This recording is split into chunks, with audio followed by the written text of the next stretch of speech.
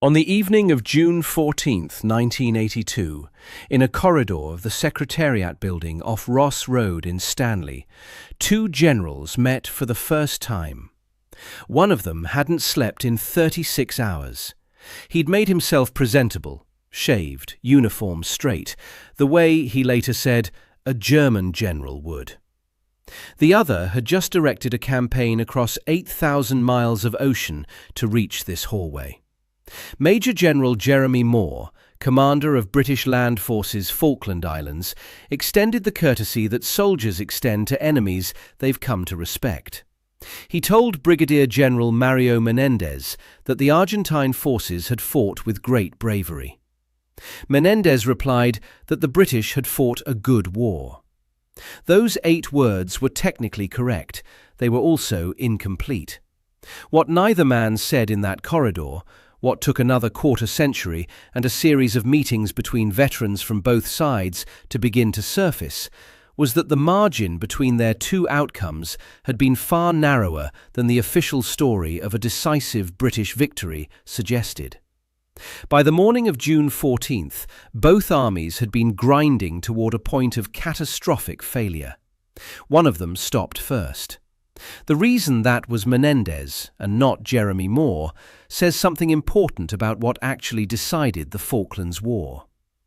Brigadier General Mario Benjamin Menéndez, had been appointed military governor of the Falkland Islands on April 7, 1982, 5 days after Argentina's invasion.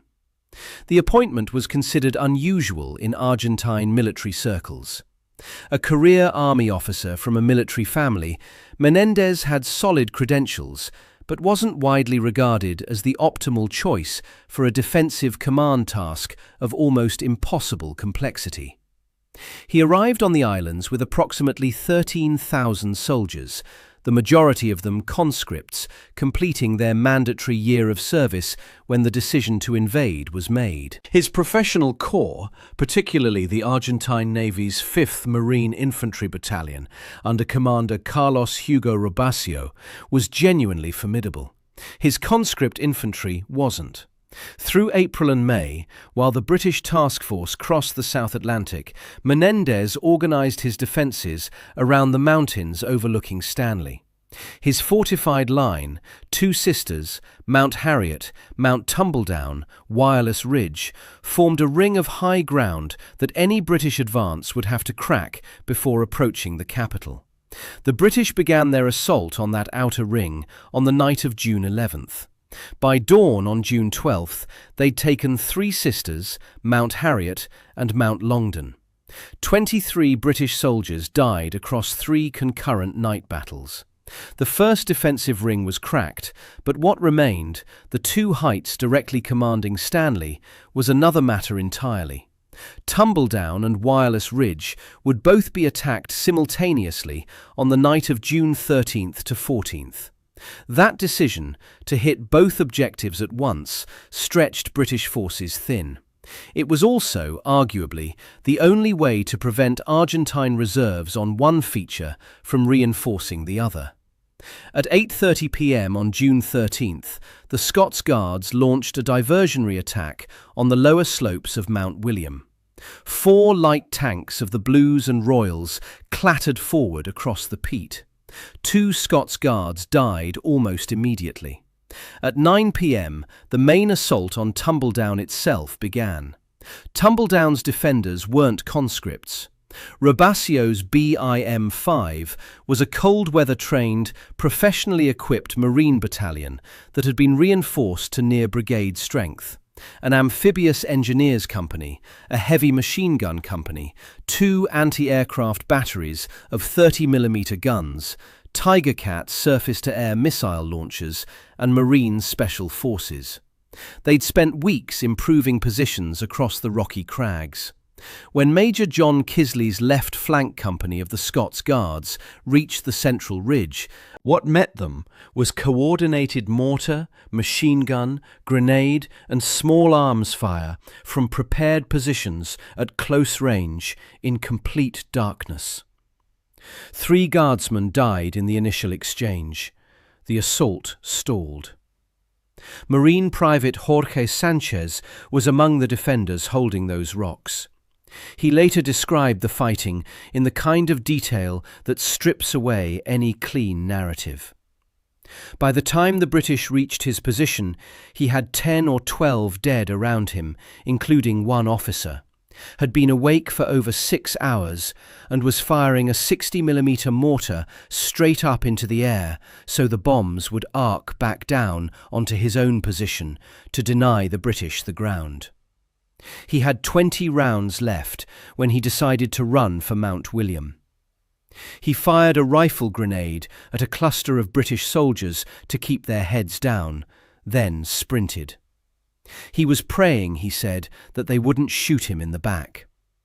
For between 4 and 5 hours, a composite Argentine force, Marines and soldiers from 6 infantry platoons, engineers and a mortar platoon, held the centre of Tumbledown against a professional British battalion. Lieutenant Colonel Michael Scott, commanding the Scots Guards, seriously considered withdrawing and launching another assault the following night. He later said, "The old nails were being bitten a bit. If we hadn't held on to Tumbledown, it might have encouraged them to keep on fighting." It was a remarkably candid admission. The assault on Tumbledown very nearly failed, and Scott knew it. 700 metres away on Wireless Ridge, 2 Para was dealing with its own complications. Lieutenant Colonel David Chandler's battalion had fired 6,000 rounds of 105mm artillery in the preparatory bombardment, a staggering expenditure that reflected both the scale of the expected resistance and the calculation that the guns needed to be used now, because there wasn't an unlimited supply of ammunition for later. When D Company pushed forward, the Argentine 7th Infantry Regiment mounted the only documented Argentine counterattacks of the entire Falklands campaign. Major Philip Neame's company absorbed 2 separate assaults from Argentine forces advancing out of the darkness. At the height of the second attack, D Company's forward platoon had nearly exhausted its ammunition. They fixed bayonets. They prepared hand grenades. Then Neame managed to reach the artillery net and broke up the assault with a fire mission called in by radio. Private Horacio Benitez, from one of the attacking Argentine platoons, was there for the other side of that moment. His account describes the chaos of the assault. His friend shot, a phosphorus grenade setting another man's clothes on fire, the disintegrating situation of men who didn't know they were fighting an entire parachute battalion until it was too late. "We thought it was only a patrol in front of us," he said, "but it was the whole of that parachute battalion, and we didn't know it." Both battles lasted through the night. Tumbledown fell around 6 a.m. on June 14th. Wireless Ridge fell to 2 Para. Argentine forces streamed back into Stanley in disorder, arriving in the streets to be greeted, one survivor later noted, by staff officers in shiny shoes, pristine ironed uniforms and waxed moustaches, who had been sleeping in warm houses. What those soldiers flowing into Stanley didn't know, and what the official narrative of the following weeks and years would largely obscure, was the state of the British forces that had just driven them there. The British 3rd Commando Brigade had been fighting across East Falkland for 3 weeks on a logistical shoestring that had been pulled tight from the moment they landed. Moving a single 6-gun battery of 105mm howitzers with 500 rounds per gun required 85 Sea King helicopter sorties. The task force had a limited number of Sea Kings. The mountains were high. The weather was appalling. At points during the campaign, the brigade's artillery had been restricted to firing just 16 rounds per gun per day due to resupply constraints.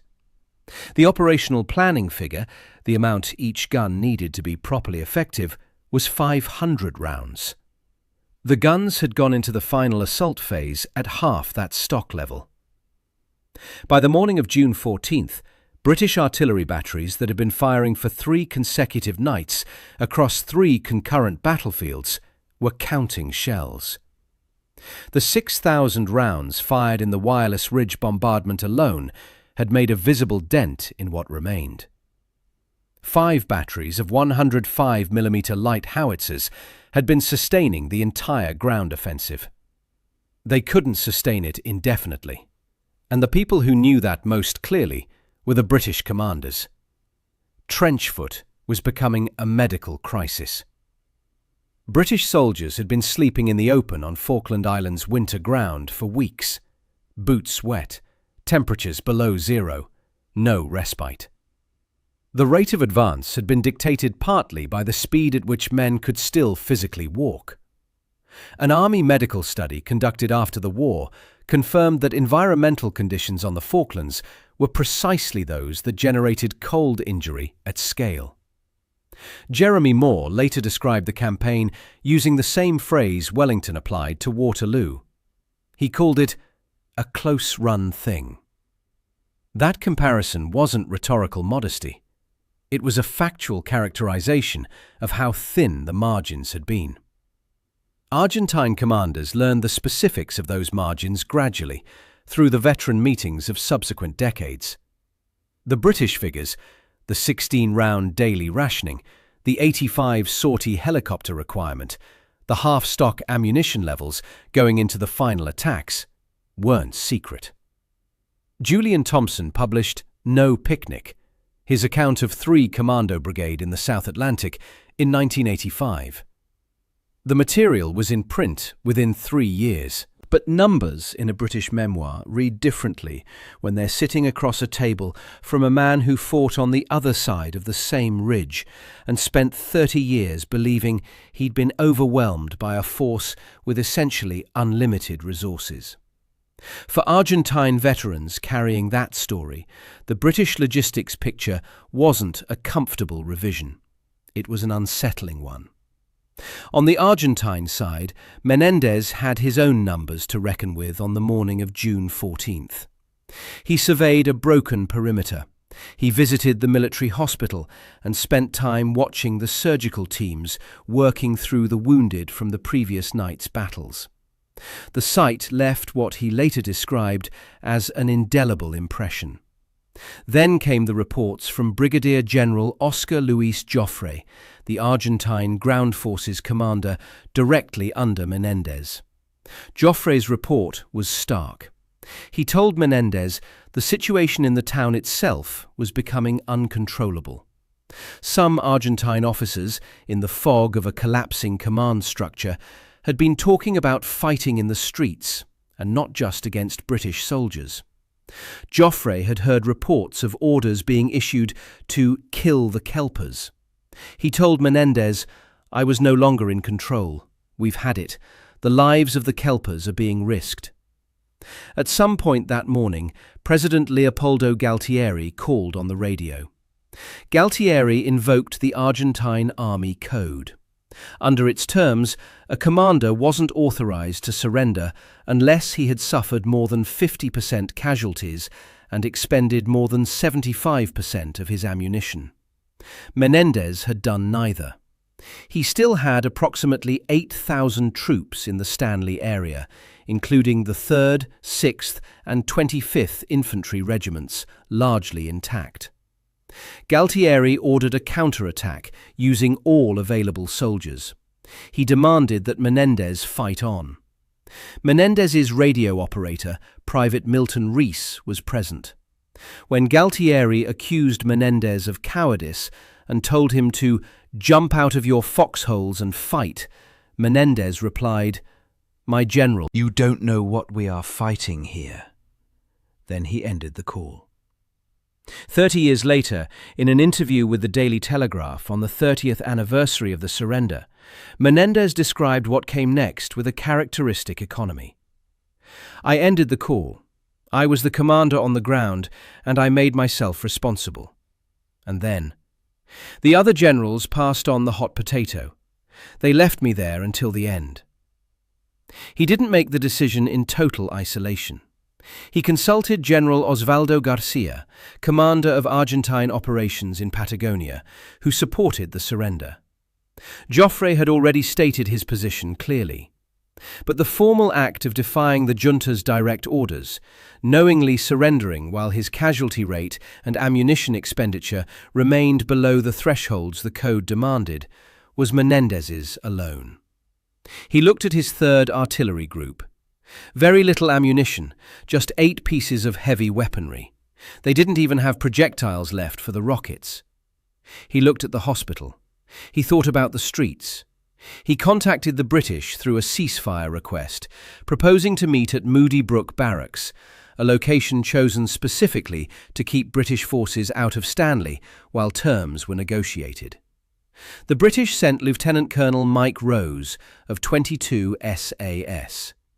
Rose walked into Argentine lines in the afternoon of June 14th. Whatever he saw of the Argentine position at that moment, the broken unit structure, the exhausted men, the hollowed-out command apparatus, he arrived with the directness the SAS characteristically applied to complicated situations. His opening was uncomplicated. He later told the Telegraph, "If you are in for one, you are in for them all. This is going to be honourable." The negotiation lasted approximately 6 hours. The sticking point for most of that time was a single word. The surrender document the British had prepared contained the phrase, "unconditional surrender." Menéndez wouldn't sign it. He was strongly opposed to those words, not from pride in any superficial sense, but from a specific professional commitment to the terms under which his men would be treated. In the end, he didn't have to accept it. He crossed out the word unconditional by hand, scribbling his signature directly over it on the document, so that it read simply, "Surrender." He also secured that Argentine unit officers would retain their sidearms, and that Argentine regimental flags wouldn't be confiscated. At 9 p.m. Falkland Islands time on June 14, 1982, Moore arrived at the Secretariat building. He and Menéndez met first in a corridor. The exchange was brief, professional, and, given what both men were carrying, remarkably calm. Moore said the Argentines had fought with great bravery. Menéndez said the British had fought a good war. Moore instructed him to sign. Menéndez signed. Above his handwriting, the word unconditional was crossed out. The surrender covered all Argentine forces on East and West Falkland, approximately 11,000 men in the Stanley area, 2,000 on West Falkland. The document was time-stamped 23:59 hours Zulu, technically early June 15th in London, but recorded to keep the entire Falklands campaign within a single calendar date in the official record. 3 days later, Leopoldo Galtieri resigned. In Argentina, the surrender was initially not described as a surrender. The junta's communiques referred to it as a ceasefire. The word surrender appeared in the Argentine press gradually, and when it did, it carried a name attached as its primary cause. Sections of the press branded Menéndez a traitor. The military tribunal proceedings that ground through the mid-1980s produced, in the words of a 1985 Chicago Tribune account, a sense of the 82 Falklands War refought in court.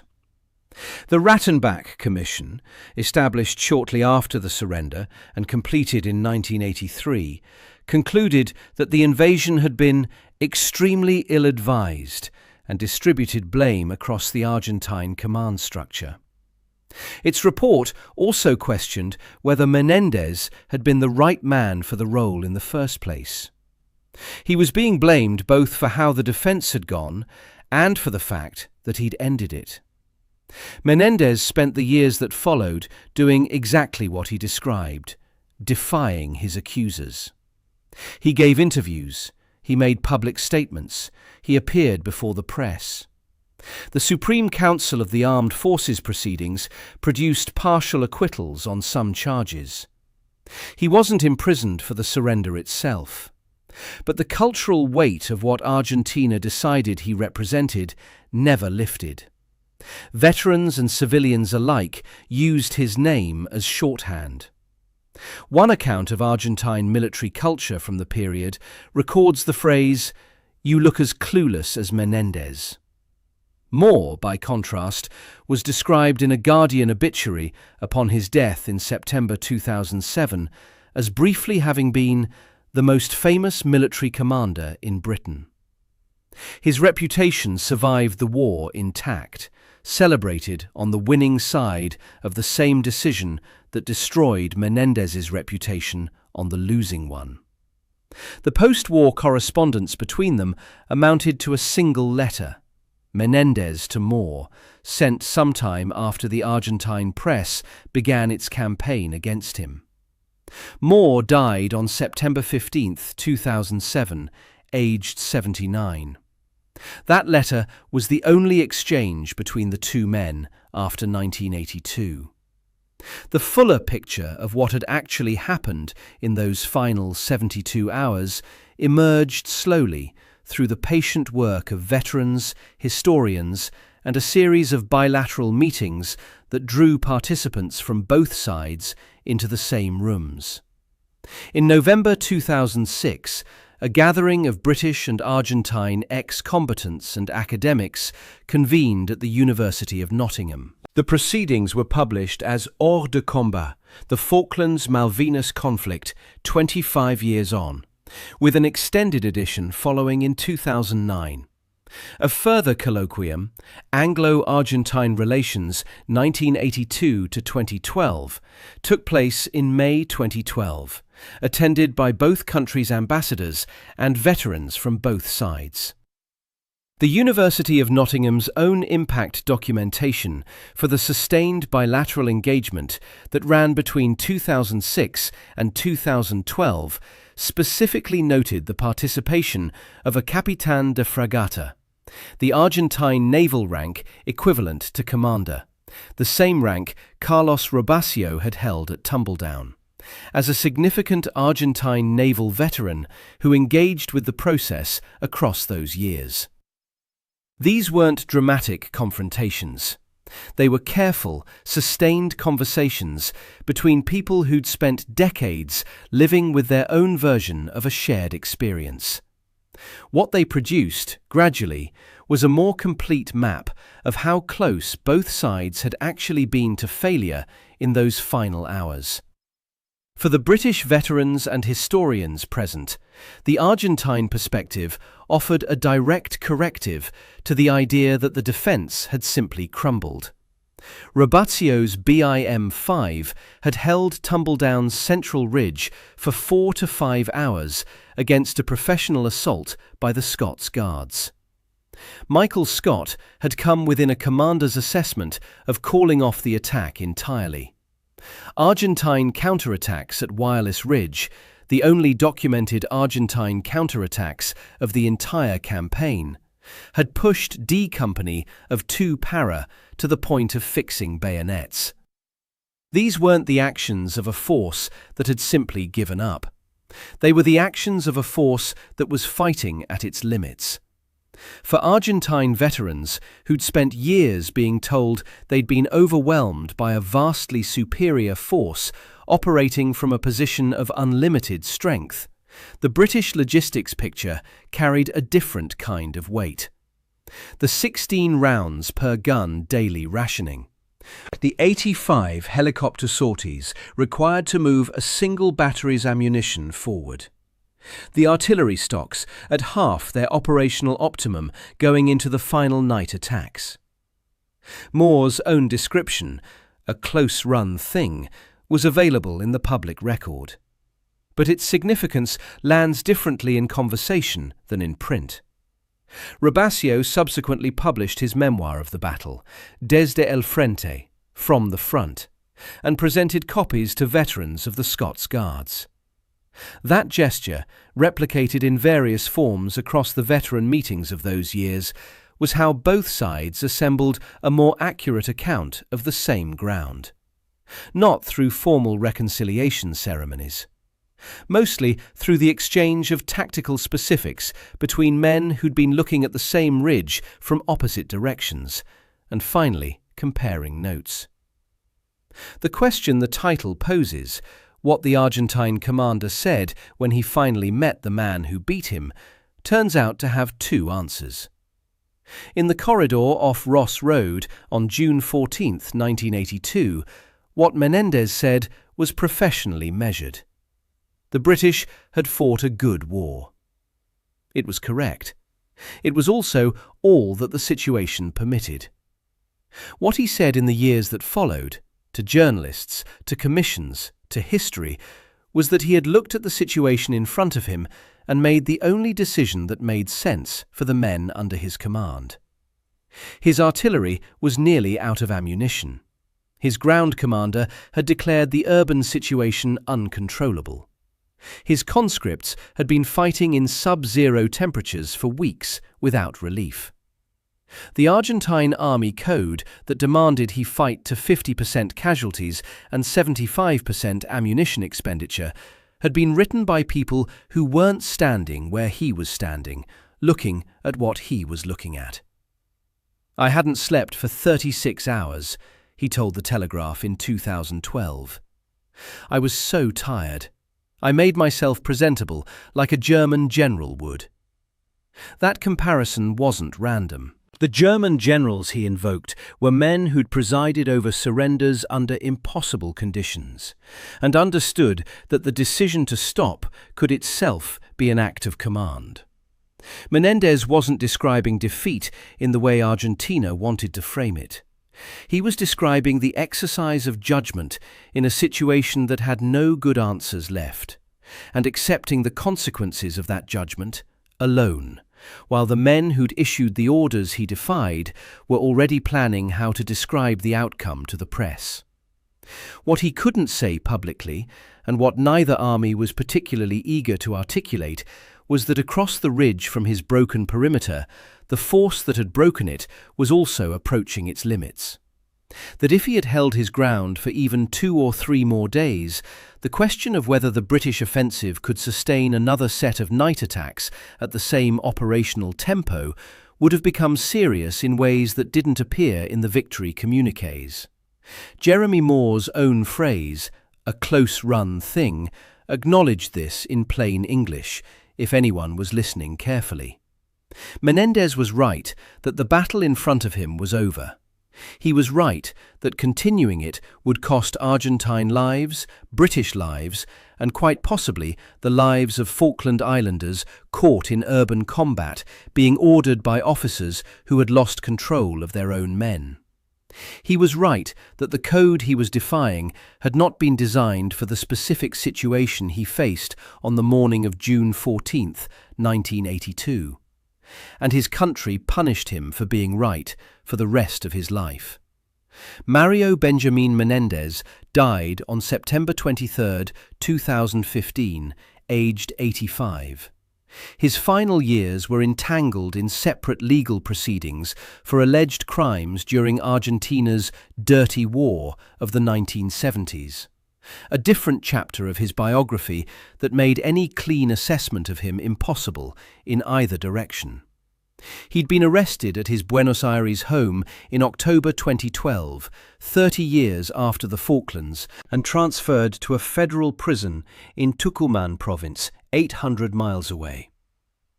His story didn't end cleanly. His reputation didn't survive intact.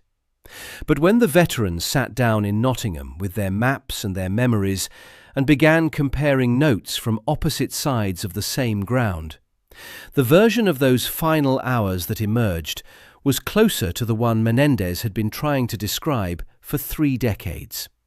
A war resolved on a razor margin, on a night in June, by a man who understood that stopping was the only decision left, and who understood also that he'd be paying for it for the rest of his life.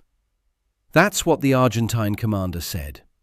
It took both sides decades to hear it fully. Subscribe for more stories like this.